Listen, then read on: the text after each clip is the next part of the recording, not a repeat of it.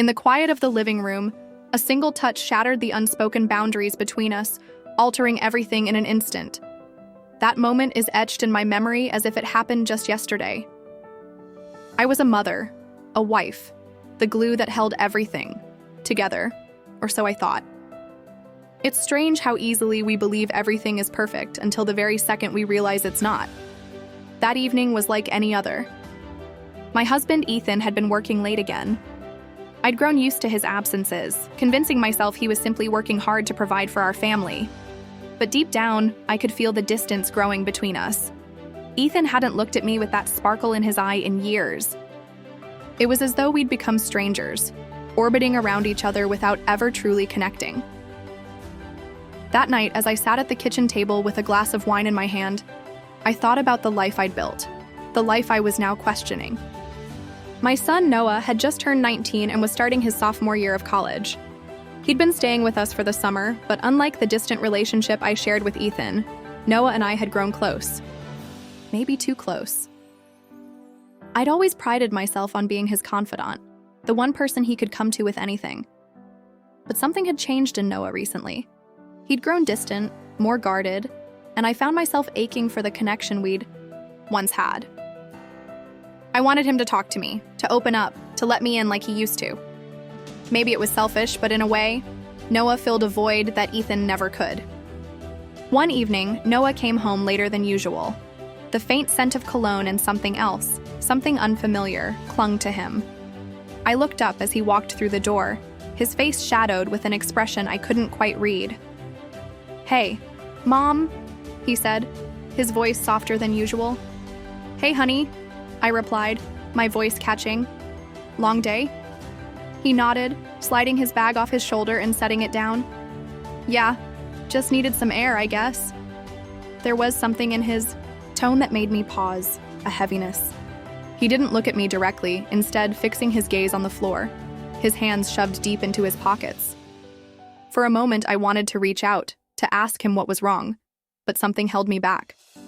But the story didn't end there. The following days were a strange blur of silent exchanges and half-formed thoughts. Ethan was rarely home, and when he was, he seemed distracted, his mind elsewhere.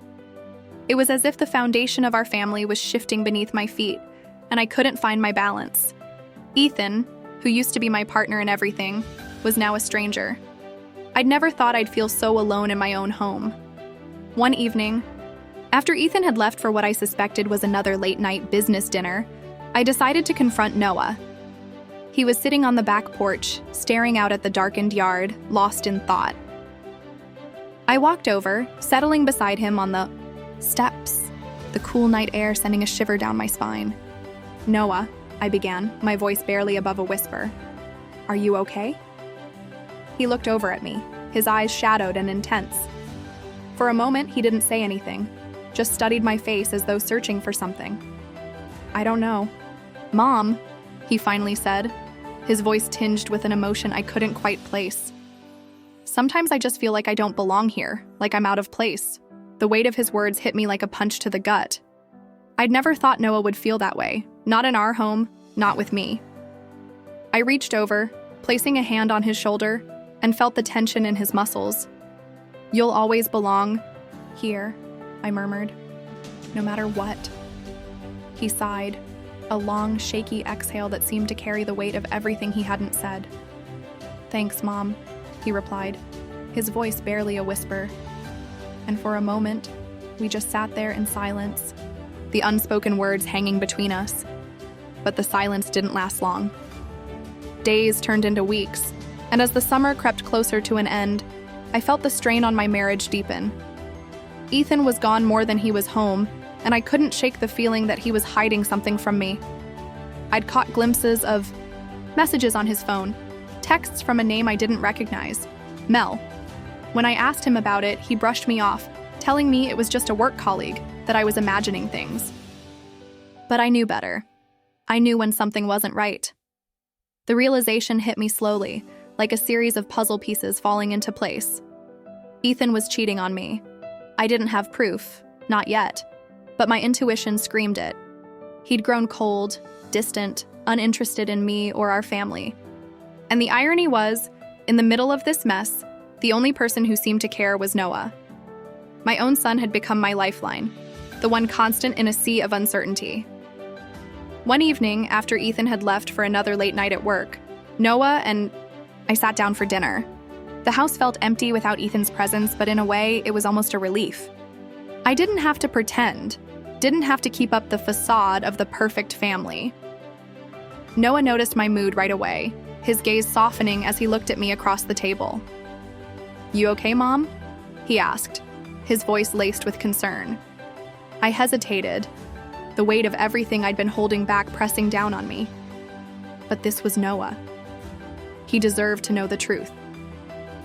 "No," I admitted, my voice barely above a whisper. I think your father is seeing someone else." For a moment, Noah just stared at me, his expression unreadable. Then, without a word, he reached across the table, taking my hand in his. The warmth of his touch grounded me, reminded me that I wasn't alone, even if it felt that way. "Mom," he said softly, his eyes locked on mine, "you don't deserve that. You deserve so much more." His words sent a shiver through me, a strange mixture of comfort and something else, something I couldn't quite name. I squeezed his hand, fighting back the tears that threatened to spill over. "Thank you, Noah," I whispered. "You have no idea how much that means to me." That night, as I lay in bed staring up at the ceiling, I couldn't shake the memory of his words, of the way he'd looked at me, his gaze filled with something I couldn't quite understand. In that moment, I realized just how much I needed him, how much he'd become my anchor, my reason for holding on. But things didn't end there. If anything, they only got more complicated. The days that followed were filled with a strange tension that I couldn't quite explain. Noah and I spent more time together than we ever had before. We'd talk for hours about anything and everything, our dreams, our fears, our regrets. He'd tell me about the struggles he was facing at school, the pressure to be perfect, to live up to everyone's expectations. And in return, I'd share my own fears, my own doubts, the pain of a marriage that was slowly falling apart. And somewhere along the way, something shifted between us. It was subtle at first. A lingering glance, a touch that lasted just a bit. Too long, a shared smile that seemed to hold more meaning than it should. I knew it was wrong, knew that I was crossing a line, but I couldn't help myself. Noah was there for me in a way that Ethan never had been, and in my loneliness, I clung to him like a lifeline. One evening, as we sat together on the couch watching a movie, I felt his hand brush against mine. It was a small gesture, innocent, on the surface, but the spark that shot through me was anything but innocent. I glanced over at him, our eyes meeting, and in that moment, I knew that things would never be the same. The boundaries between us had blurred, and there was no going back. The days after that night were a whirlwind of emotions. Every time I saw Noah, every time our eyes met or our hands brushed, it was as if a spark ignited something within me, something that refused to fade, no matter how hard I tried. But the reality of what we'd done was starting to settle in, and I could feel the weight of it pressing down on me, a constant reminder that we were dancing on the edge of something we couldn't control. Noah and I barely spoke about what had happened, each of us trapped in our own thoughts, caught between desire and guilt. Ethan remained oblivious, wrapped up in his own world, completely unaware of the secret that was growing like a shadow between us. I felt a strange mixture of relief and shame every time I looked at him, knowing that he had no idea what was happening, right under his nose. One evening, after a long day of pretending everything was normal, I found myself in the kitchen, washing dishes and staring blankly out the window. The house was quiet, Ethan still out for some business dinner that I'd long stopped questioning. I heard footsteps behind me and knew, without turning around, that it was Noah. His presence was as familiar to me now as my own heartbeat, and I could feel the tension building as he approached. He came to stand beside me, reaching out to place his hand on mine, stopping my movements. I looked up, meeting his gaze, and saw the same conflicted emotions mirrored in his eyes. For a long moment, we just stood there, the silence between us thick and heavy, filled with all the things we hadn't said. "Mom," he whispered, his voice barely audible. "I can't keep going on like this. It's tearing me apart." The vulnerability in his voice broke something inside me, and I felt a rush of emotions flood through me. Love, guilt, fear. I wanted to reach out, to hold him, to reassure him that everything would be okay, but the words caught in my throat. I knew, deep down, that there was no easy way out of this, no way to erase what we'd done. "Noah," I murmured, my voice trembling. "We can't keep doing this. It's not right." He nodded, his hand still resting on mine, his gaze intense. "I know, but it's like, I can't stop. Every time I try to put distance between us, I end up wanting to be closer. I don't know what to do." I pulled my hand back, feeling the cold air rush in where his warmth had been, a reminder of the distance that needed to be between us. Maybe we need some space," I said, hating the way the words tasted in my mouth. "Maybe it's the only way to stop this before it gets worse." He looked at me, his eyes filled with a pain that cut straight to my core. "If that's what you want, Mom, if that's what you think is best." I wanted to tell him that it wasn't what I wanted, that it was the last thing I wanted. But I knew it was the only choice we had. We couldn't keep going like this, couldn't keep pretending that we could hide from the truth. The weight of what we'd done was too heavy, too dangerous. And I knew that if we didn't stop now, we'd lose everything. The following days were some of the hardest I'd ever endured. Noah and I avoided each other, each of us retreating into our own worlds. The silence between us was louder than any words could ever be. I felt his absence like a physical ache, a hollow emptiness that reminded me of all the things we'd lost. And yet, I knew that this was the only way, the only chance we had to move forward. One evening, as I sat alone in the living room, Ethan came home earlier than usual. He looked at me, his gaze sharp, his expression unreadable. There was a tension in the air, something unspoken lingering between us, and I could feel my heart pounding as he walked over, taking a seat beside me. "We need to talk," he said, his voice steady but cold. "I know something's been going on, and I think it's time we stopped pretending that everything's fine." My stomach dropped, a wave of panic washing over me. I knew he didn't know the truth, not the whole truth at least, but the way he looked at me told me that he suspected something, that he was no longer willing to turn a blind eye to the cracks in our marriage. "I know I've been distant," he continued, his gaze fixed on the floor. "But I thought we were strong enough to make it through. I thought you'd still be here, waiting for me. But maybe I was wrong." His words hit me like a punch to the gut, a reminder of all the ways our relationship had fallen apart, of all the things I'd sacrificed in the name of love. I wanted to tell him the truth, to confess everything, to lay all my mistakes out before him and beg for his forgiveness. But I couldn't.